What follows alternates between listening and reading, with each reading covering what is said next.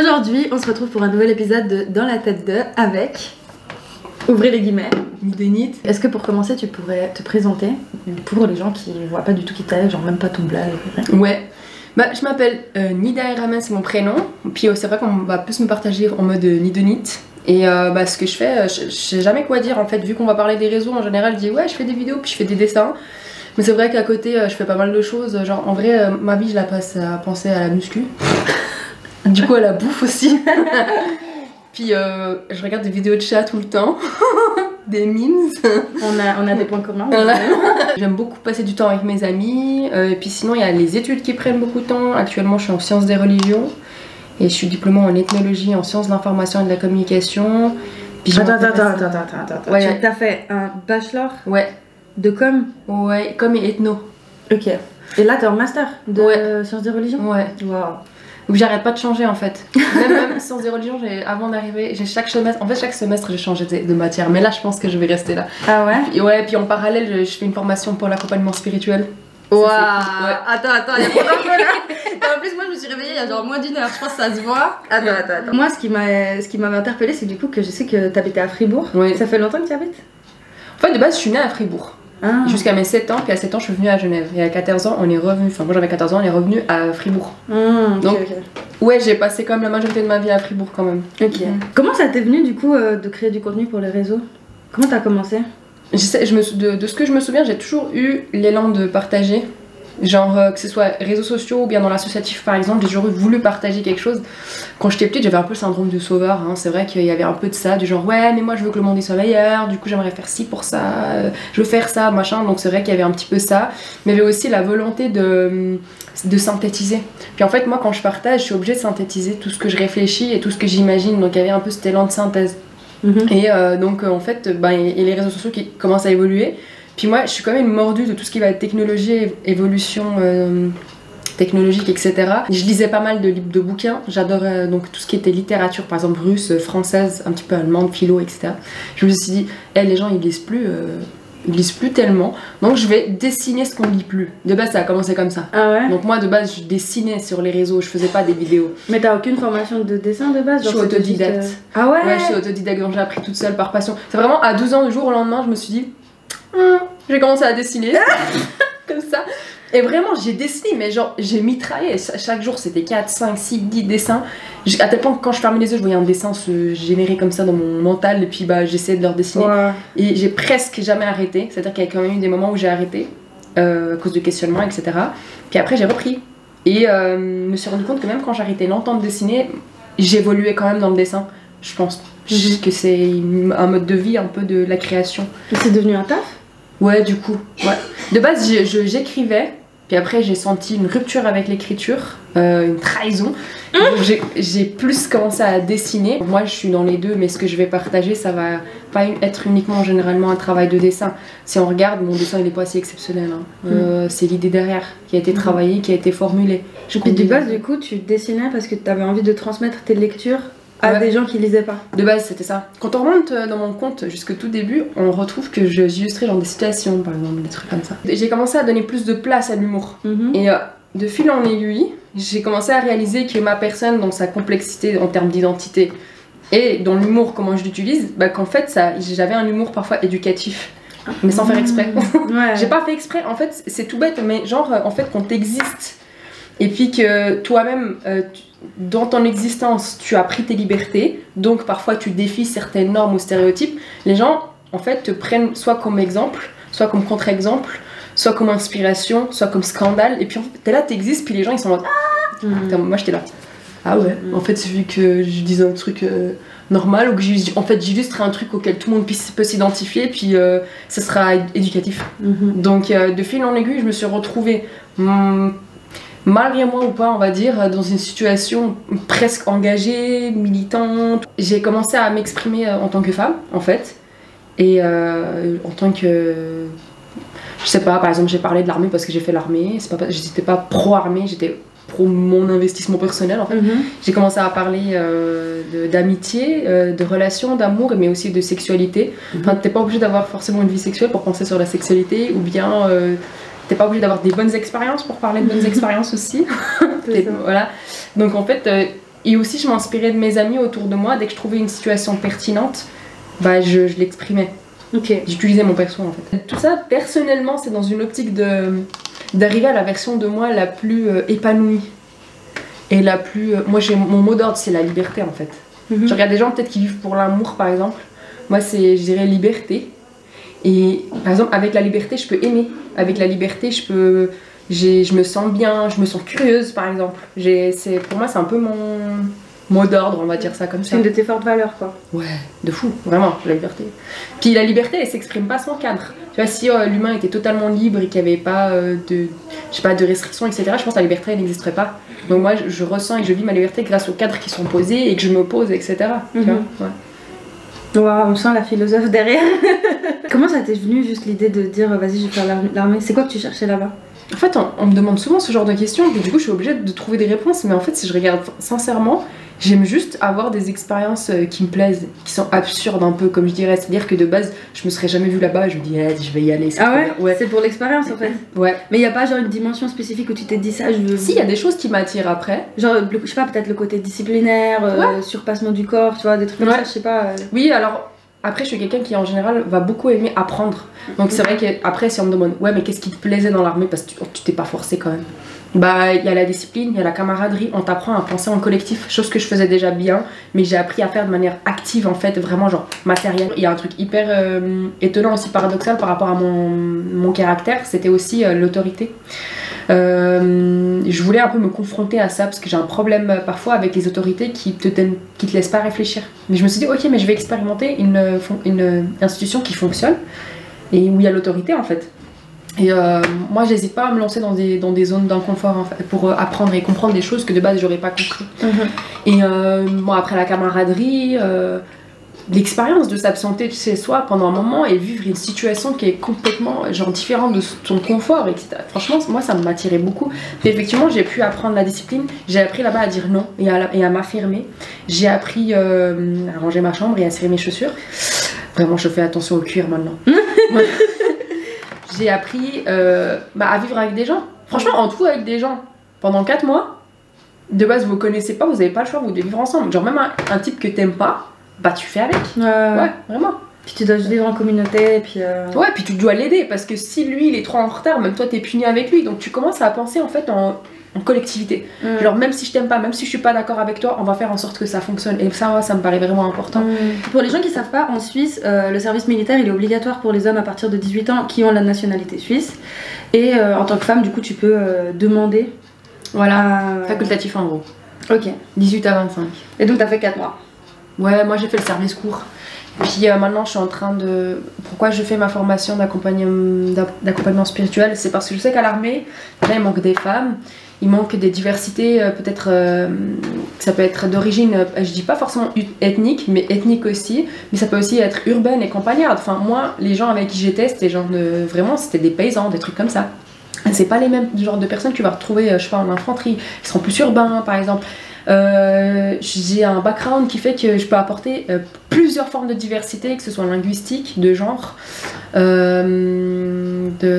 d'origine et religieux aussi. Donc actuellement, je voudrais rejoindre l'aumônerie de l'armée parce que ce serait super cool. C'est quoi l'aumônerie de l'armée? Alors c'est vrai qu'il n'y a pas beaucoup de gens qui savent ce que c'est l'aumônerie, mais l'aumônerie c'est un truc qui existe même genre dans les hôpitaux, dans les écoles, dans pas mal d'endroits, et en fait c'est un peu les assistants spirituels. Donc ils vont pas parler uniquement de religion, mais ils sont formés dans les religions, ils sont formés un petit peu dans le sens de la vie, accompagner une personne. En fait c'est l'humain au centre. Peu importe ce que tu veux dire, tu viens et tu peux le dire et on peut t'aider un petit peu à concilier les choses dans un sens éthique, dans un sens philosophique, dans un sens religieux. Par exemple, les gens ils sont dans une situation de crise ou bien ils ont perdu un proche, mais en fait t'es là, tu vis et t'es confronté à la mort. Tu trouves plus le sens à la vie souvent comment, t'es perturbé, ça aide. Puis je me suis rendu compte que c'est des choses dont les gens ont souvent besoin, mais savent pas vers qui aller. Parce que moi, rien que dans mes messages privés sur mes comptes, Je reçois régulièrement des personnes qui viennent vers moi qui me disent écoute, j'ai l'impression que tu vas pas me juger, donc j'aimerais te parler de ma problématique. Puis ils sont en conflit, par exemple, soit ils ont des valeurs ou des croyances ou une religion, puis ils ont une caractéristique en eux qui sont en conflit avec ces valeurs-là. Il y en a une qui est venue qui m'a dit voilà, écoute, je suis musulmane, mais je me sens pas une bonne musulmane parce que je suis lesbienne. Et en fait, c'est des personnes qui ont une croyance sur leur religion, ou bien sur leur croyance ou leurs valeurs, et puis sur eux-mêmes, puis il y a un conflit, puis ils ont besoin de soulagement en fait dans ce conflit-là. En vrai, nous on nous a pondus sur terre. De base, il n'y avait pas un mode d'emploi avec lequel on est né, tu vois. Il y a des paradigmes qui nous proposent une lecture du monde, mais autrement on est juste là en fait. Donc vu que je suis là, qu'on m'a pas posé mon avis, bah je vais faire ce que je veux en fait.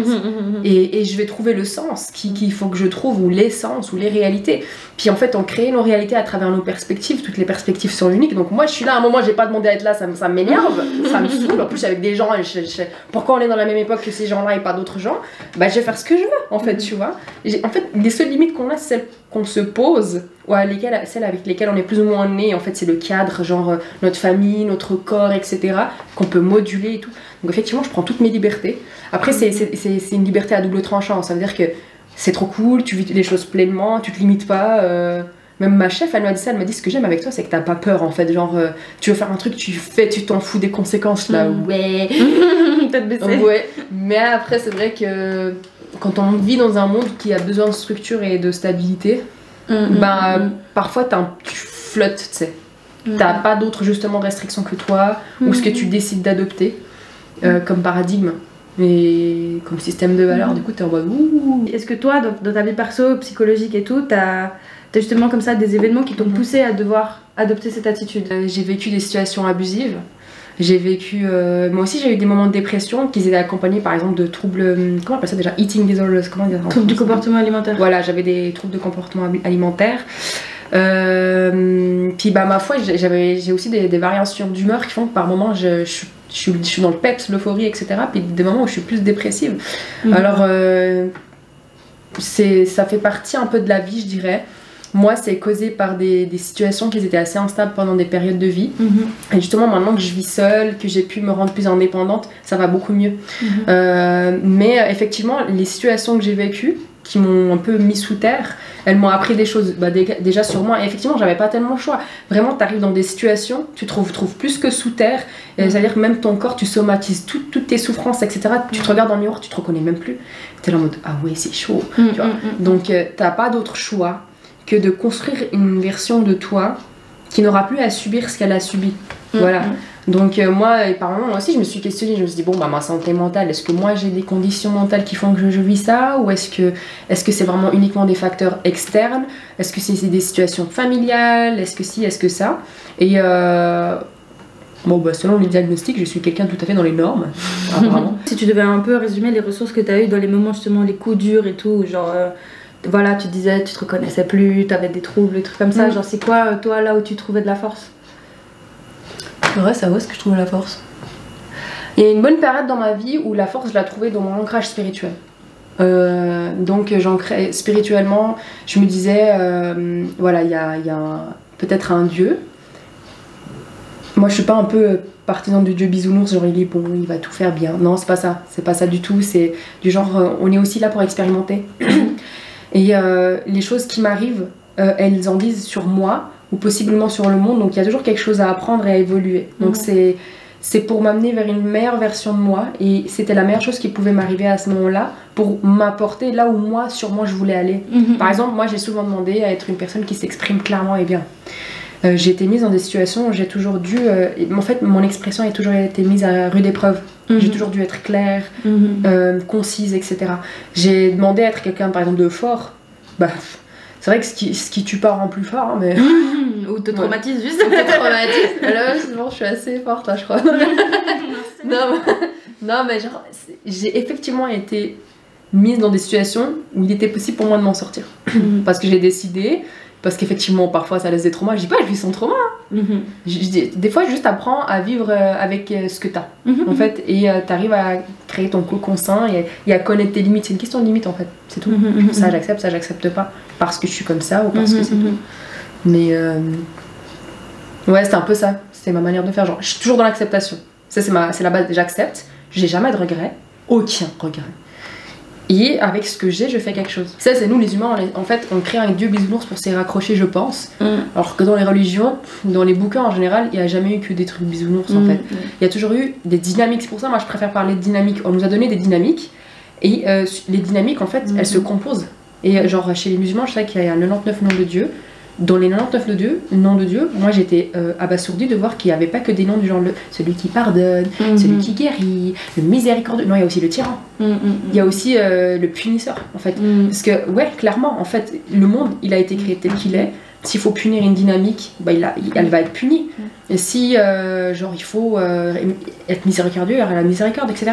Enfin, moi je trouve que c'est hyper pertinent cette histoire de dynamique, parce que, bah non, en fait, l'univers, le monde est tel qu'il est, il y a de la destruction, il y a de la construction. En fait, c'est nous, à partir de notre mental, on va poser un jugement de valeur sur ce qui existe.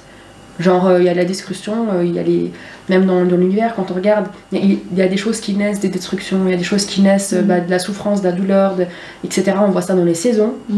Mais nous, en tant qu'humains, on va poser des jugements de valeur du genre, ah ça j'aime pas, ah ça c'est de l'injustice. Mais l'injustice, c'est quoi? C'est aussi un truc qu'on a créé, nous les humains. Que nous on qualifie avec des critères. Ouais, c'est ça. Il y a un truc, il y a une grande erreur qu'on fait actuellement dans le monde dans la population, dans le monde vulgarisé, c'est qu'on oppose un système de valeurs, c'est-à-dire des religions, à une science, enfin les sciences qui sont des paradigmes en fait, des perspectives. Ça n'a rien à voir. Les sciences ne peuvent pas donner un système de valeurs. Genre, ils peuvent pas, par exemple, dire ça c'est bien, ça c'est pas bien. Ils peuvent pas donner, maintenant en tout cas, on peut pas encore donner l'origine du monde. On peut avoir des hypothèses sur l'origine du monde. En fait, les sciences, c'est un paradigme de lecture. C'est une lunette qu'on te donne pour mieux voir les choses. Les religions, ça peut te donner une lunette. Donc, il y a certaines religions qui peuvent prendre les sciences et puis travailler avec, pas toutes. Mais elle te donne un plus, en fait, elle va transcender le monde physique. En gros, les sciences, elles restent dans le monde physique, voir les choses, les causes et conséquences. Les religions, elles prétendent, pour certaines, en tout cas pas toutes, savoir ce qu'il y a au-delà, en fait. Et du coup, ça donne un peu, effectivement, une ressource en mode, quoi qu'il arrive, dans ce flanc de l'univers, ça va jamais toucher le truc qui est à l'extérieur, vu qu'il est à l'extérieur, en fait, tu vois. Nous, les humains, on a des biais cognitifs, on a des perspectives, on a des vécus. Et tout ça, ça rentre hein, dans nos vécus. Enfin, donc, dans nos créations de croyances, etc. Ça rentre dedans. Et après, c'est à nous de voir si on rend hermétique ou pas les différentes croyances. Mais c'est ça. Et il faut savoir que je viens d'un milieu qui était de base homophobe. Moi, j'ai dû sortir de là. J'ai commencé dans ces croyances où j'en suis maintenant. Donc, absolument pas homophobe. Je tiens à le préciser. Des fois, enfin vraiment, moi, maintenant, il y en a qui me traitent de hérétique parce que je ne veux pas défavoriser des personnes qui sont... Hérétique, c'est quoi? C'est un peu de genre... L'hérésie, c'est un petit peu... T'es contre les valeurs religieuses et puis tu t'exprimes contre parce que... Enfin, pour diverses raisons. Moi, par exemple, on m'a souvent dit que j'étais une perdue, une égarée, des choses comme ça. Moi, j'ai entendu le mot corrompu. Ouais, corrompu aussi. Bah oui, moi, il y a des gens... c'est limite si je suis pas une Illuminati, quoi. J'aurais un peu tu vois. Parce qu'en fait, moi, je fais exprès d'apparaître en tant qu'humain avec ses failles. Et en tant que femme... déjà en tant que femme, c'est difficile dans ce registre-là. En plus, si je suis racisée. Et en plus de ça, si j'ai l'audace d'avoir des convictions et un cheminement, tout le monde. Ben mon Dieu. Du coup, en fait, il y a tout le monde qui estime qu'il a le droit de me figer dans son idéal de la femme soumise ou la femme musulmane parfaite. Donc tout le monde a quelque chose à dire. Je suis censée être l'effigie, le drapeau de quelque chose. Je suis toujours... Tu es la porte-parole de toutes les meufs voilées. Ouais, alors que moi, ce qui est drôle, c'est que j'ai jamais dit être un porte-parole. Puis il y a tout le monde qui fait mais t'es pas notre porte-parole. Mais j'ai jamais dit que j'étais un porte-parole. Puis il y en a qui sont en mode mais en fait, et puis au contraire, il y en a d'autres qui sont en mode c'est le seul bon exemple. Mais non non, moi je suis moi, c'est tout. Enfin, autant si quelqu'un veut s'inspirer, ok. Moi je veux bien être une inspiration pour parler des valeurs, du genre réaliser ses rêves, être soi-même, blablabla, faire ses recherches. Mais justement, du coup, moi mon job, c'est d'apparaître avec toutes mes failles et ma beaufrie. Bon, peut-être qu'on voit que 10% de ma beaufrie. Donc je vous dis que si je débridais tout, moi je pense que je retournerais le monde. Je crois que je peux retourner le monde. Je suis un peu tort sur le bord. Non mais genre vraiment, en fait, j'ai fait le test. On va voir là mes vidéos TikTok vite fait. J'ai juste mis, allez, 2-3 vidéos beaufs avec mon humour bien dégueulasse là comme ça. Parce que d'habitude je brille pour pas choquer. Parce que je veux bien être dans une provoque éducative. En gros challenge. Mais pas, je veux pas être dans non, je veux pas choquer. Du coup, je me suis dit, vas-y, j'essaie de petit à petit juste mettre 1% de ce que je mets dans ma story privée. On va voir ce qui se passe. Oh là là là là. Et je me suis rendu compte que les gens prennent des choses à cœur et qu'ils se mettent à dire des choses que je n'ai jamais dit. Genre, mais j'ai fait une blague un peu salace. POV, t'es une grosse cochonne, du coup tu peux pas épouser un musulman parce qu'il risque de pas pouvoir te bouffer et ça c'est triste. Ah non. Mais à quel moment c'est une situation réaliste? Oui, mais c'est drôle. Ouais, mais c'est super con, on est d'accord, c'est logique. Je vais pas penser qu'un gars va pas pouvoir me bouffer enfin, parce qu'il est musulman. Je suis pas c'est pas premier degré, c'est ouais, mais ouais, je ne suis pas un cochon, il me semble. C'est normal que tu peux me bouffer, non? Tu vois? Et puis je sais qu'un musulman il peut bouffer des touches, je suis désolée. Je m'excuse, c'est logique, non? Genre, un moment, faut se calmer. C'est hyper. Mais c'est même pas second degré, c'est triple degré à ce stade, tu vois. Et je me suis dit, vas-y, je sais que c'est osé. Et tu l'as posté? Ou je l'ai posté, je sais, j'ai regardé. Franchement, cette vidéo m'a demandé tellement de filtrage. Je suis consciente que c'est pas fidèle aux valeurs de tout le monde, que tout le monde ne peut pas apprécier un humour comme ça. Je le sais, aucun humour n'est universel. Ah, mais ça me fait beaucoup rire. Ouais, mais du coup, j'ai fait exprès parce qu'en fait, je veux justement qu'on arrête de juste montrer les images des femmes racisées et éventuellement qui se couvrent les cheveux comme étant. Elles doivent être parfaites, elles doivent représenter les communautés musulmanes. En plus, ils sont jamais d'accord sur comment représenter, c'est ça le problème. Donc on subit tout le temps des violences par tout le monde. Et genre, il est temps qu'on montre les gens tels qu'ils sont, avec les règles, on va dire religieuses, elles restent telles qu'elles sont. On n'essaye pas de changer les règles, on essaie d'être nous-mêmes en fait. Il faut séparer l'humain des dogmes, on va dire ça comme ça. Et quand l'humain adopte des dogmes, bah en fait, il faut pas mélanger les choses. Il faut pas genre mélanger des. En mode t'es tout seul, t'es là, ouais, mais en fait t'as pas le droit de porter le voile si t'es pas genre discrète et puis que tu restes pas à la maison. T'as pas le droit de porter le voile si tu dis des gros mots. Mais ça va été dit à aucun moment. En fait. Non, et justement, les gens ils se plaignent souvent en mode. Ah ouais, les dogmes c'est pas bien, l'extrémisme religieux, nanana. Et après, quand ils voient des gens être juste eux-mêmes et puis ne pas correspondre à leur vision caricaturale de ce que c'est une religion, ils pètent un câble. Ouais. Tu vois, mais en fait, il faudrait savoir, tu veux que les gens correspondent à ta vision étriquée de ce que c'est une religion, quelle que soit leur religion d'ailleurs, ou juste gère le fait que en fait, c'est des gens complexes qui existent comme au même titre que toi, et puis juste toi, t'es représentant de personnes pour internet, mais il y a des gens à qui on va coller cette étiquette directe. J'ai vu des débats de gens, par exemple sur Twitter, qui étaient en train de débattre sur ma sexualité. Genre, ils savaient que mon orientation sexuelle, est-ce que j'étais vierge ou pas, avec qui je faisais quoi.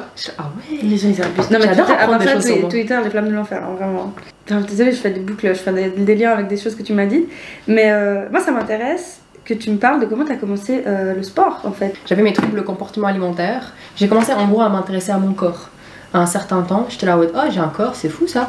Puis genre, ouais, waouh, ah bah il a une forme ce corps. Puis il ressent des choses. Ouais. Puis j'ai commencé à m'intéresser à ce corps et du coup aussi à l'alimentation parce qu'à ce moment-là, je crois que je voulais ressembler à des mangas moi carrément, c'est n'importe quoi. Je me trouvais trop en chair. Et à ce moment-là, j'étais pas très documentée sur le corps en général, puis j'ai commencé à un peu me documenter, puis j'ai commencé à développer des troubles de comportement alimentaire. À ce moment-là, je croyais que j'étais la seule au monde entier à vivre ça, donc c'est de la boulimie. De la boulimie. Et après, je crois, 1 an de torture, j'ai commencé à faire une recherche, genre, mais c'est quoi qui m'arrive? Et puis, j'ai découvert que c'est une maladie qui avait un nom, j'étais là, non, jure, je suis pas la seule. Du coup, j'ai commencé à beaucoup me documenter, énormément me documenter. Et j'ai commencé à développer, en fait, dans la boulimie, elle est un peu des stratégies pour se vider. Il n'y a pas que le fait de vomir, il y a des laxatifs par exemple, il y a le sport à l'excès. Par exemple, tu vas commencer à consommer des choses que tu penses ça va t'aider à éliminer, genre du thé, certains aliments qui sont connus comme ayant des calories négatives parce qu'il faut plus d'énergie pour les digérer que pour... je savais même pas que ça existait. Ouais, je sais même pas si c'est vrai en fait, mais en tout cas, t'es tellement désespérée à ce moment-là, tu essaies de tout combiner. Puis j'ai commencé du coup à m'attaquer à l'alimentation et au sport. Et moi aussi, à ce moment-là, j'avais besoin de me défouler. Le sport, ça m'a beaucoup aidé parce qu'en évoluant, je me suis rendu compte qu'en fait, la source de ces troubles alimentaires, c'est psychologique, il y a un problème en fait. La boulimie est un symptôme qui peut à son tour devenir un problème, mais de base, c'est un symptôme qui te dit hey, frérotte là, il y a un truc qui va pas, tu m'écoutes pas, tu vas m'écouter quand même en fait. Donc ce que j'ai fait, c'est que j'ai réfléchi et je me suis rendu compte que dans la boulimie, il y a des comportements autodestructeurs. En fait, tu veux te détruire. Et j'étais là, mais ok, je vais me détruire, cool. Donc j'ai réfléchi et je me suis dit, le sport, c'est une manière de se détruire, mais constructive. En fait, tu détruis tes muscles pour qu'ils se reconstruisent en mieux après. Et je me suis dit, ok, j'accepte ça. Je vais accepter ce truc destructeur en quelque sorte. Et j'ai fait un cours à l'Uni sur la nutrition sportive qui m'a beaucoup aidée. Parce qu'en fait, ça m'a appris à me rendre compte qu'en fait, ce que je pensais manger trop, en fait, c'était pas vraiment trop par rapport à mon corps et mon âge et tout. J'ai appris à mieux organiser mon alimentation et je me suis forcée à ne plus jamais vomir. Je me suis dit, là, c'est fini. Ça va être ma limite. Ma seule limite. Et je savais qu'en fait, ça allait être la première étape pour que les choses aillent mieux petit à petit. C'était effectivement le cas. Je me suis butée au sport et à l'excès. Et après, j'ai pu adoucir plus tard parce que j'ai pu retravailler sur tout ce qu'on appelle culpabilité, fausses croyances sur soi, sur l'alimentation, le stress, etc. Et je me suis rendu compte qu'en fait, dès le moment où je voulais trop manger ou me faire vomir, c'était uniquement qu'il y avait une source de stress quelque part que j'avais négligée. Et maintenant, j'ai plus du tout ça. J'ai plus aucun problème, plus aucun. Du coup, t'as commencé le sport d'une manière un peu malsaine, t'es en train de me dire, et puis ça s'est rééquilibré. En vrai, moi, je pense qu'il a jamais été malsain. Parce qu'il a toujours été plus sain que tous les trucs malsains que je faisais. Mais parce que t'as dit, tu faisais du sport à l'excès, tu vois. À l'excès, oui, mais j'en avais besoin. C'est à l'excès par rapport au peut-être. Par rapport à mon corps qui me disait parfois qu'il était fatigué, mais je ne comprenais pas encore les signaux de fatigue. Mais ça n'a jamais fait autant de dégâts que. Voilà, c'est ça. C'est qu'en fait, même si ça devenait un petit peu trop fatigant pour moi ou autre, ça n'a jamais. Je pense que ça n'aura pas des conséquences négatives sur moi un jour, par exemple. À part un truc, parce qu'une fois je me suis blessée et je voulais pas attendre de récup, quoi. Parce que c'est marrant, parce que des fois il y a des gens qui vont commencer à développer des troubles du comportement alimentaire en se mettant à faire du sport, parce qu'il y a plein de croyances autour du monde du sport aussi. Il y a un culte du corps, ou bien des gens voilà, qui vont associer un certain type de corps à la santé, alors que tu peux être stock comme pas possible et puis avoir une santé bousillée, des articulations qui vont mal, tu vois. Donc c'est un peu, faut trouver son... En fait, c'est ça, c'est hyper important de s'écouter parce qu'en fait tous les corps sont différents. Moi, un de mes ex, il faisait rien, il avait des abdos. Je dis, moi, il faisait rien, il avait des abdos. Et puis, en plus, on les voyait à travers son pull. Moi, j'avais pas remarqué de base, j'avais pris en photo, j'ai fait, ouais, tiens, ta photo. Il me fait, meuf, regarde mes abdos. J'étais là. À quelle heure? Pourquoi je n'ai pas ça? Tu vois? Non, vraiment, j'étais mort de rire. Je me dis, mais le gars, il a fait une fois des abdos, ça fait comme ça, tu vois. Puis il y a des gènes, il y a des manières d'être, il y a des personnes qui sont extrêmement saines, mais qui sont quand même un peu en chair parce que c'est leur corps et c'est comme ça. Et tant que le corps est en bonne santé, bah en fait, c'est quoi le problème? Et ça va très bien.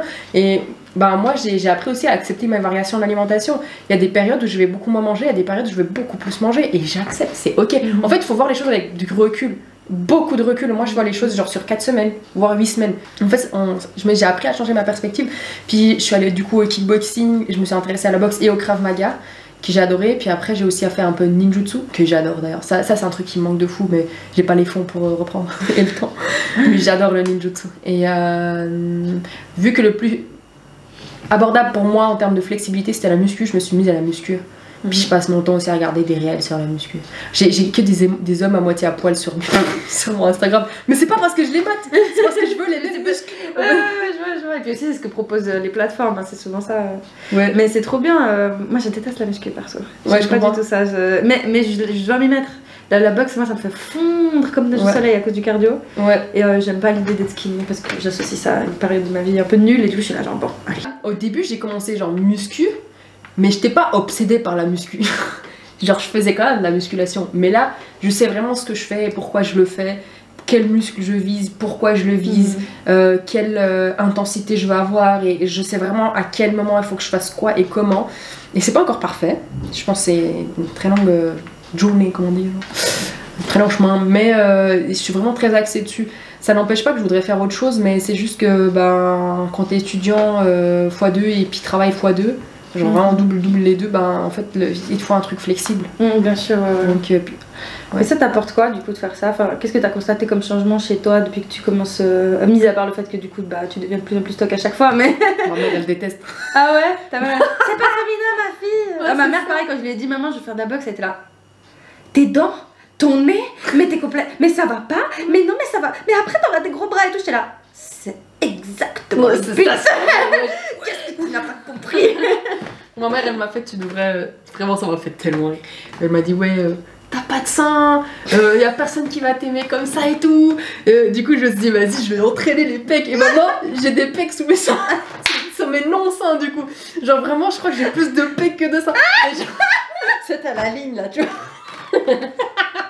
Ça m'explose. J'ai des pecs sous mes non-seins, c'est excellent ça. Souvent la question que je pose à la fin c'est si tu avais l'occasion de parler à la toi d'avant, qu'elle a, il y a la Nida de 14 ans, de 13 ans qui regarde la vidéo, qu'est-ce que tu voudrais qu'elle entende, mais qu'est-ce que tu voudrais tellement lui dire?